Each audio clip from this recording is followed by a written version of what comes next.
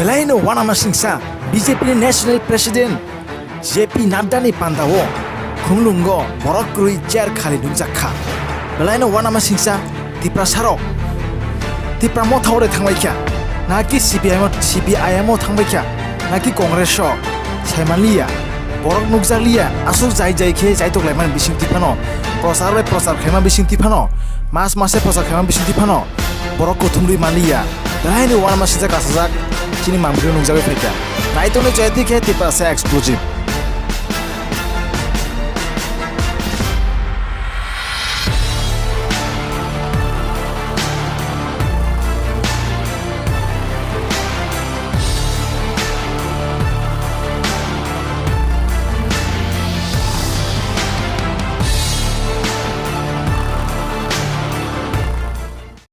हमारे पूर्व में मुख्यमंत्री रहे और हमारे वरिष्ठ साथी श्री विप्लव देव जी, भारत सरकार में मंत्री बहन प्रतिमा भौमिक जी, हमारे प्रदेश के जुझार जनजाति गौरव दिवस के बारे में कोई चिंता ही नहीं करता था। पिछले साल भारत के यशस्वी प्रधानमंत्री ने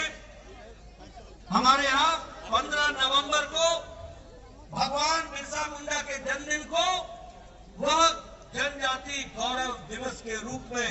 मनाने का निर्णय लिया और जनजाति समुदाय को गौरव प्रदान करने का मौका दिया।